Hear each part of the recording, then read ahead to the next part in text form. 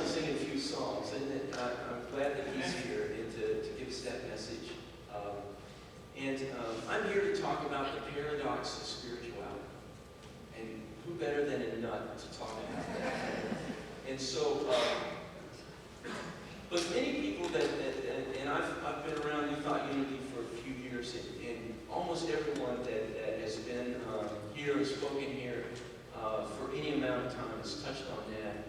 My good friend Reverend Pat Williamson used to come to it all the time. Paradise. If we can't hold two things at once in our mind, then we really can't open ourselves to what spirituality really is. And so, okay, that's where we're going to go. And Peggy is getting a clip up. Now, why did I use the improper grammar? We're going to find out in a minute. It's a quote, and somebody quoted it. And we're not going to do that just quite yet. We're going to just do one thing, and then we're going to start the movie, okay? Here's what I want to do. The paradox of spirituality, I was talking about my fingertips. If I put my left hand out as far as I can, and my right hand out as far as I can, that's going to be like the paradox of spirituality. It's about as wide as I can get it. And so I'm like on opposite ends of this thing. And so every time I put out my hands like this, I want everyone to say the affirmation, the improper grammar affirmation, all right? Let's try it once. Here we go. Both is happening at the same time. That's great. Okay. So, is Kisor singing today, or is Kisor speaking today?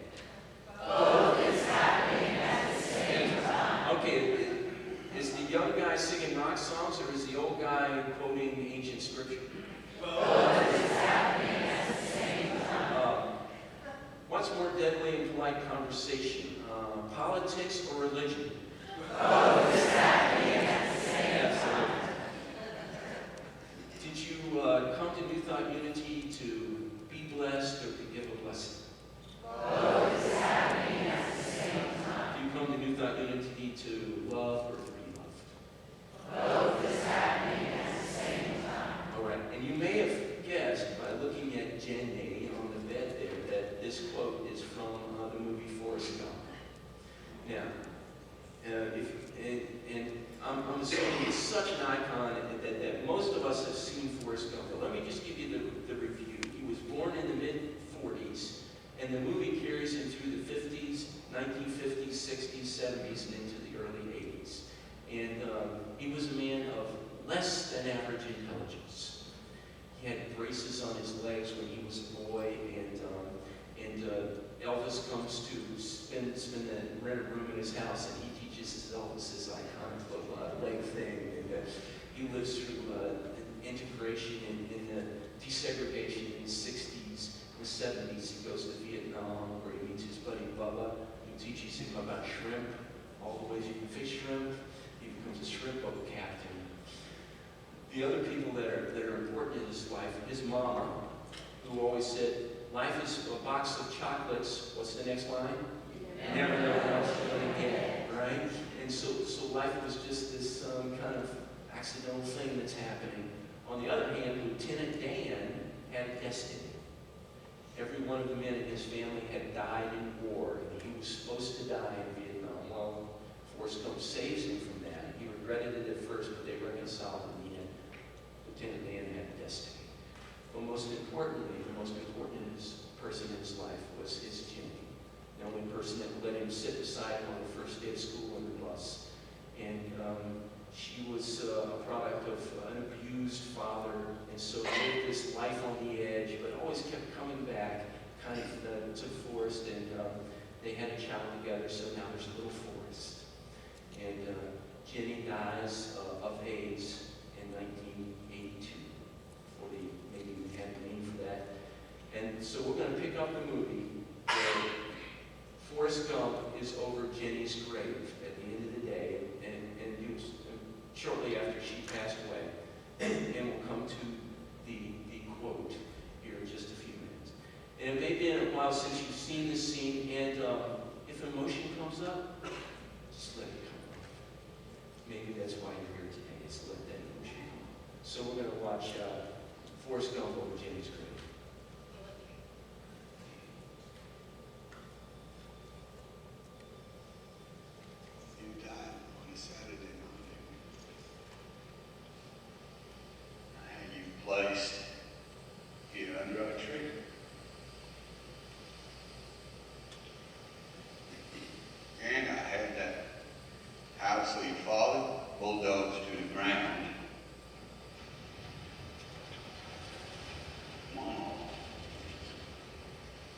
always said dying was a part of life.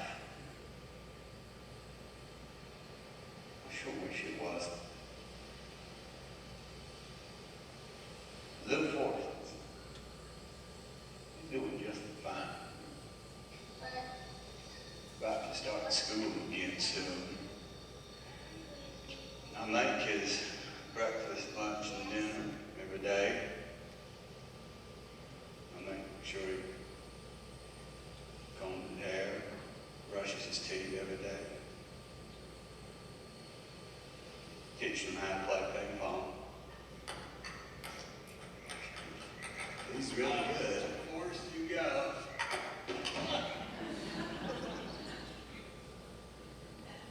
We fish a lot. And every night we read a book. He's so smart. You'd be so proud of him.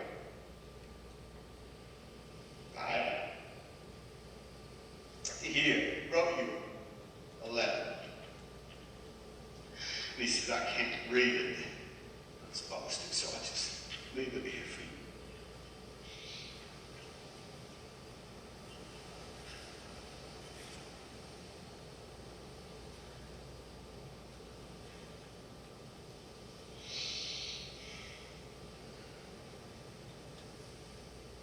Jenny.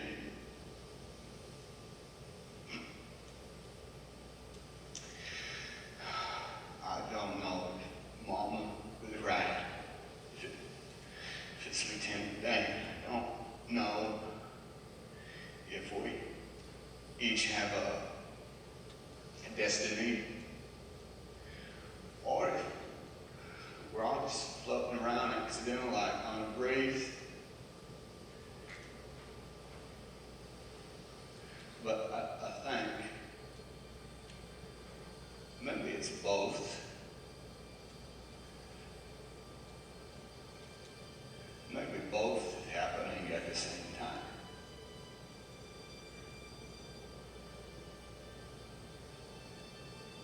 I miss you, Jim.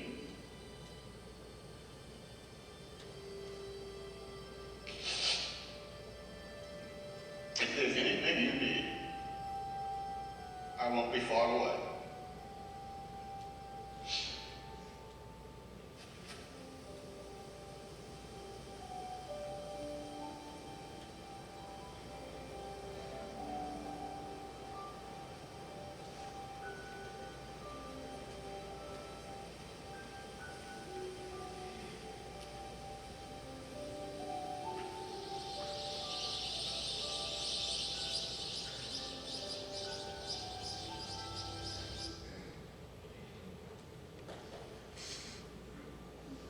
Well, that's pretty much it. Both is happening at the same time.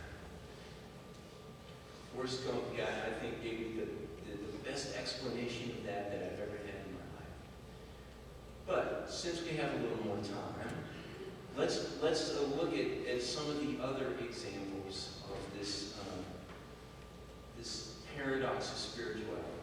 And I'm going to go chronologically. Okay, we're going to start early with the Tao Te Ching. Does everybody know the Tao? It's one of the earliest books of scripture that we have. And so here's how this goes. The way that can be walked is not the way. The name that can be named is not the name.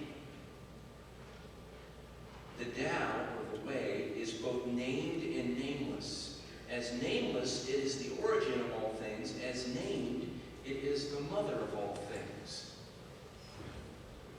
And I go, what? You see that going, what? But the first time I read that, it was so beautiful. It's like this poetry. Oh, the way that cannot be walked, the way that can be walked is not.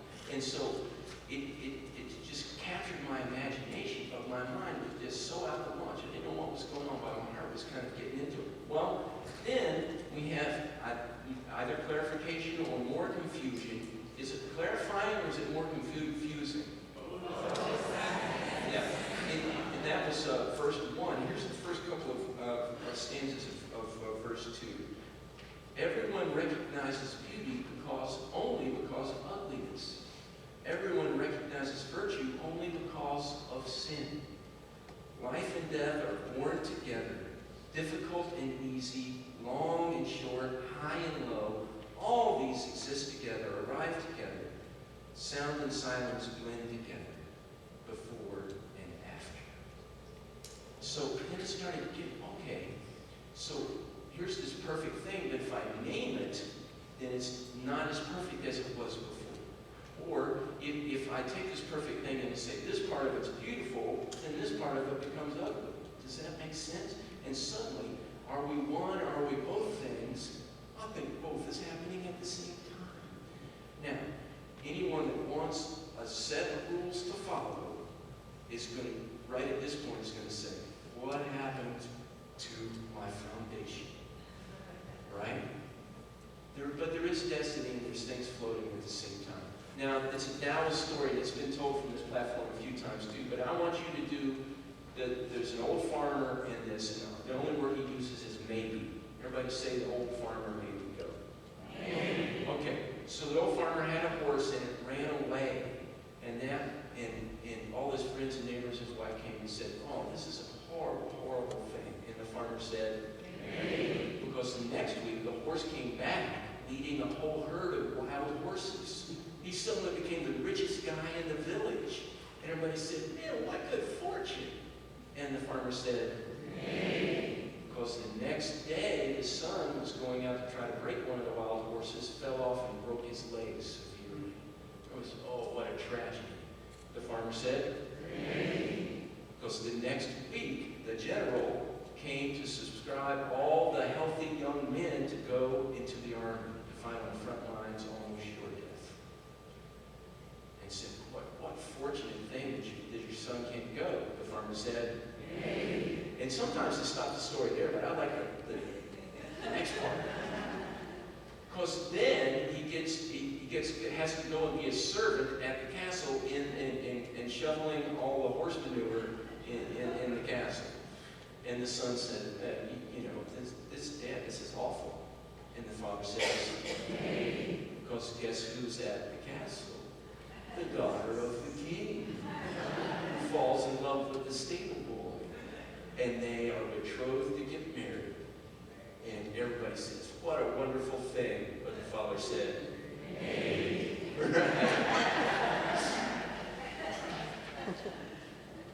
About the same time, or a little bit later, there's another writing in India. N.U.T was from China, in that region. In India, Bhagavad Gita. Has everyone heard of the Gita? And oh, by the way, there are blue pieces of paper on the back, powder blue pieces of paper. And if you want the words to all of Josh's song, boy, did he spit out those words pretty well? Did everybody understand that? All right. And any of the quotes that I'm quoting today, so David's quotes is on one side of the paper and Josh's songs are on the other side of the paper, if anyone wants to take those home, okay? So, and there's a great quote from the Gita there on the paper, but I think I'm going to pass through that in the interest of time, but you can read it, but it's really the song, a song of adoration to God. And Arjuna is the great general, and he's going into battle. And then he stops and he says, he's got his family and friends on both sides of the battle lines. And Krishna takes the form of his chariot driver as God speaking to him. And he says, I can't do this. The worthy men there, the worthy men here, how are we going to kill each other? And so Krishna starts to teach him about the beauty and the glory of God. And there's all kinds of stages of energy and light, and to teach him to be a man of yoga or a man of union, man or woman. And so, and it goes, there's like 700 verses in about 18 chapters, and around chapter 9, God starts revealing, Krishna starts revealing him or herself more and more, and then finally Arjuna says, just show me everything. Show me your beautiful, beautiful glory. And so that's when Krishna takes off the form of man and shows him the glory of God. And you can take about a second and a half of that, and he gets scared.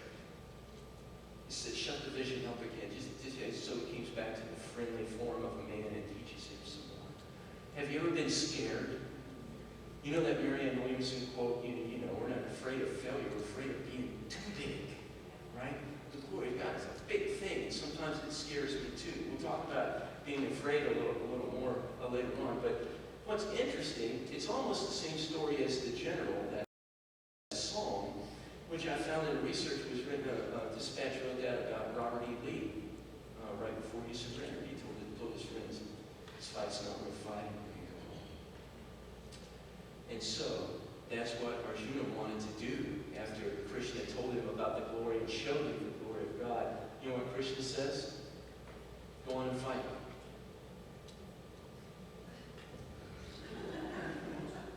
Learns all this beautiful stuff about peace and love. And so, am I in the middle of peace and love, or am I in the middle of the fight? That's exactly right. There was no answer in the Gita. It was just a question, a thought. And we go back to what Reverend Mark Pope has been telling us about grace. It's an attitude. It's where you put your attention. I don't think I have all the answers yet. I've got a few. But if I stay open, that both can be happening at the same time, then that's where I start to learn. My mentor in music was my high school choral director, Mr. Johansson. We called him Mr. J. And I've been living here in Cincinnati for a while, gotten a master's degree in music, and I was teaching piano lessons. And so I called Mr. J and I said, Mr. J, I've come up with 3 principles to teach my students by. Music is the teacher, awareness is the tool, and self-expression is the joy. And I worked hard at kind of, and I thought it was great, and I explained all the little things, and here's some to go. And then he said, don't forget confusion.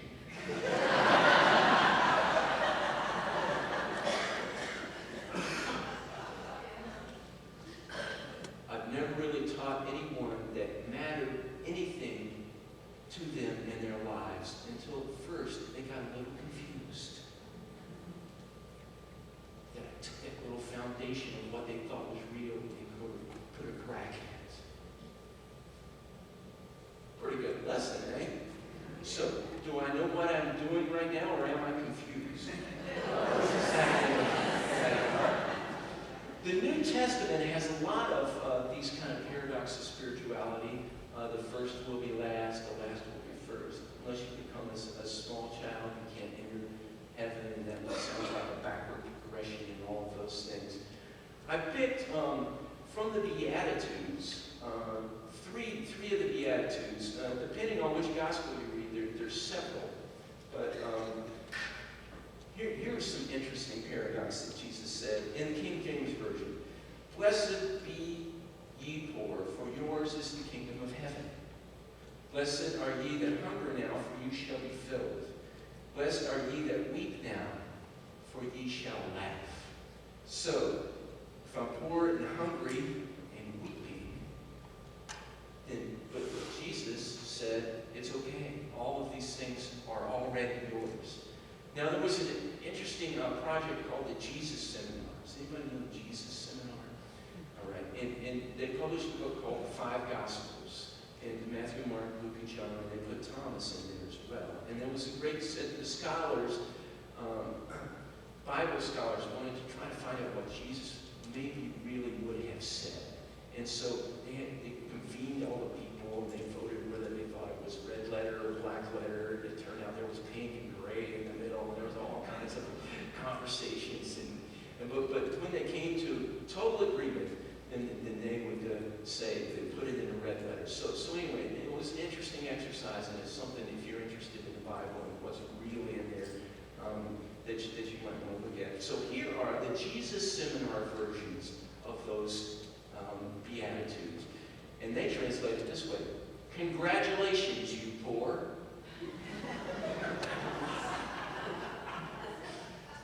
Now, whoever's saying that, I like that guy. That's a rebel.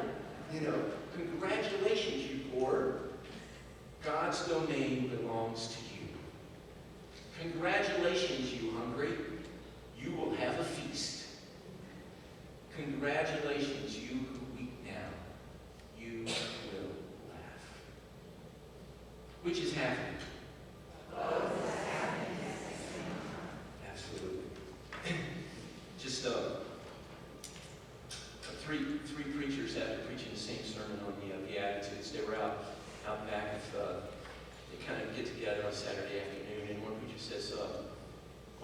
divide the offering?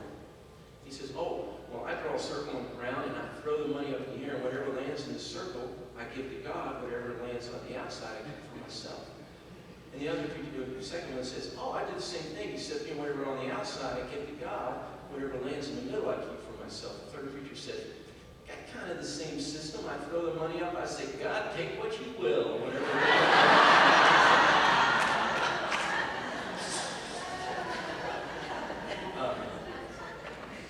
That is not the way the offering will happen today.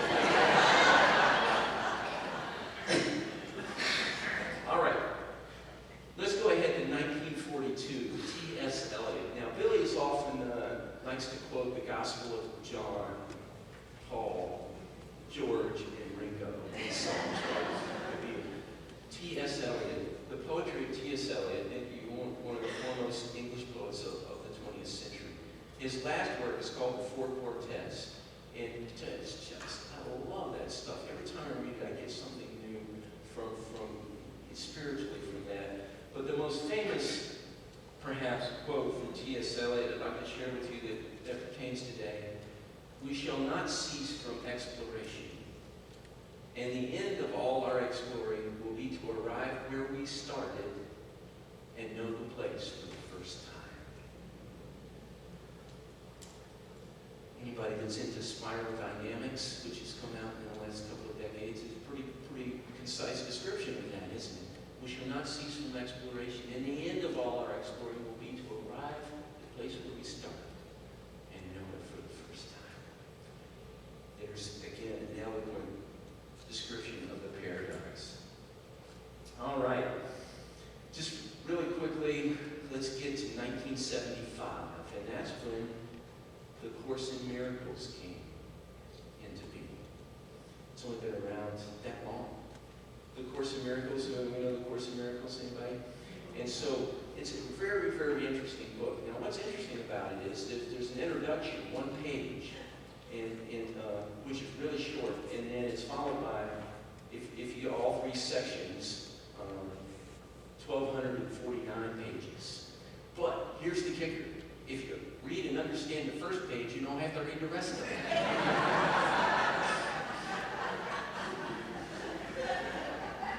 I didn't understand the first page. So I started reading some of the rest of it. This is a Course in Miracles, a required course. Only the time you take it is voluntary. It goes on and so much. But then this course can be summed up very simply in this way. I forgot. It talks, the opposite of love is fear.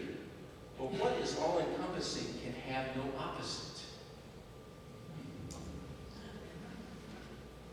And it can be summed up in this way. Nothing real can be threatened. Nothing unreal exists. Herein lies the peace of God. All right, let me do it again. Does anybody get that? When you want it to be true, when you love to understand it, I would. Right? And so that is the paradox of spirituality.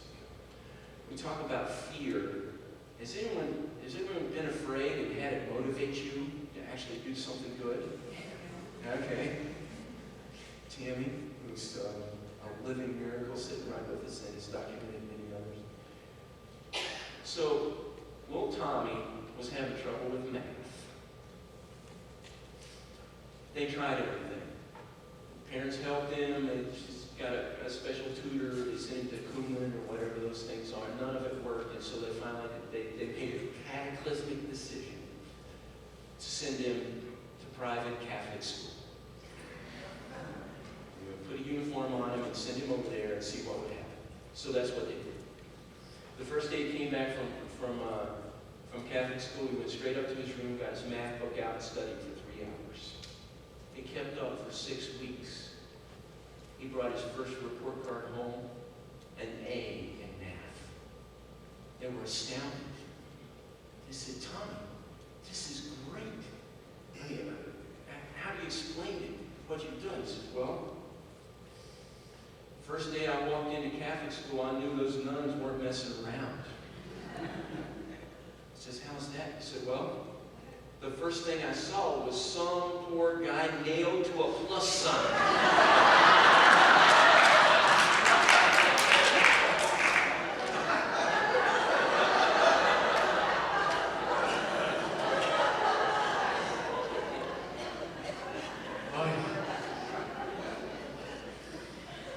I would do my math too.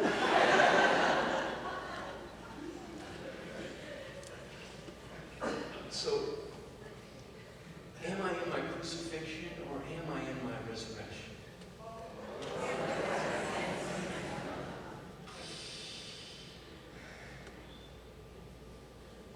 Am I here to be loved or to give love? Do I have a destiny or am I floating accidental like on a breeze? Absolutely. You know, when I put my hands out like this, Jesus may have put his hands out like this when he uttered those words on the Mount of Olives, the Beatitudes. He certainly put his hands out like this when he was nailed to the cross. Imagine me now with my hands out flat down in an alley somewhere, an addict, totally bottomed out, having wasted everything and betrayed everybody that ever loved me. With only one thought in my mind, maybe if I begged, my family would take me back. And guess what? That father that watched me rising every day since that son left on his way to welcome the prophets. So I came today to give a blessing, and I look at you, and I'm blessed. I came today to give love, and look, not only love's coming from you, from the pews, from the walls, from the speakers, it is. So let's say it one more time together as I put my arms out.